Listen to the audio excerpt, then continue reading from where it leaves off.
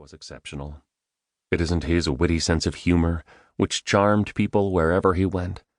It isn't his long list of professional accomplishments, which his humility prevented him from ever revealing. It isn't his good looks, charisma, or attractive ability to self-deprecate.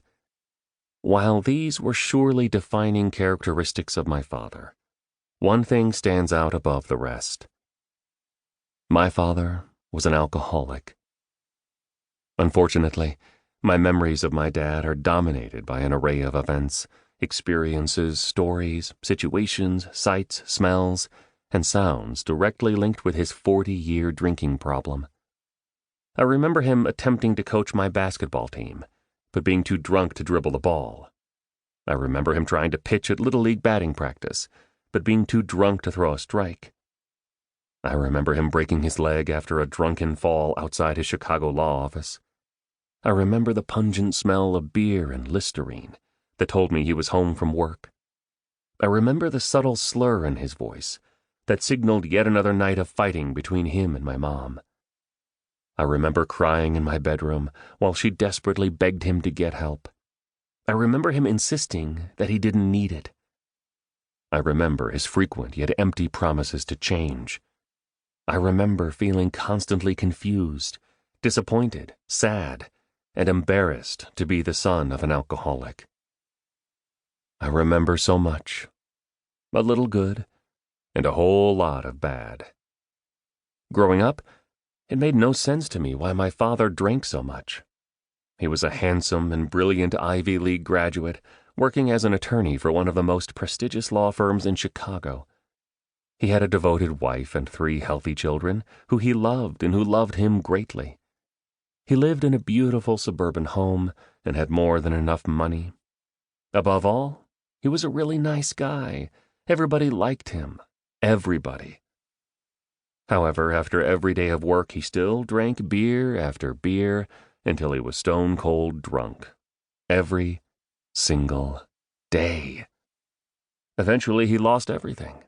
He lost his dream job and a series of successive jobs that gradually diminished in prestige and pay. He lost his wife, who divorced him after 18 years of marriage.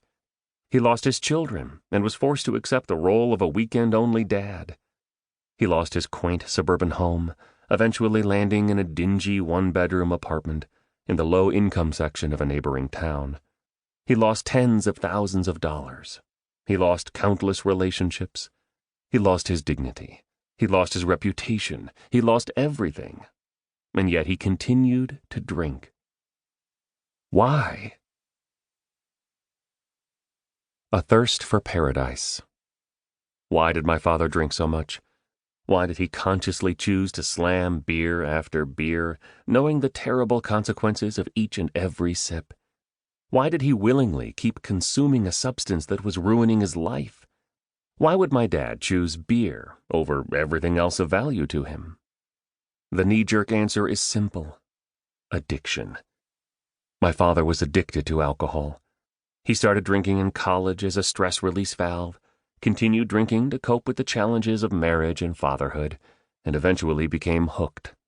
The addiction took over his mind, body, and soul. It ruled him, and he let it rule him. But this explanation isn't good enough. Why not? Simply labeling my father an addict doesn't get at the root of his problem. It barely scratches the surface. There's a deeper, more profound reason why he chose to drink in the first place, and continued to do so, even after he lost everything. It starts with one word. Thirst. My father was thirsty. I'm not talking about a physical thirst for beer. This thirst wasn't physical. It was spiritual. Although he didn't realize it, my father was thirsty for something more than beer could offer, more than this world could offer, something more satisfying, something more powerful, something more gratifying, refreshing, and rewarding, something that could fill the nagging void in his heart, something that could bring peace to his unsettled soul, something that could remove his existential emptiness, something transcendent, something heavenly.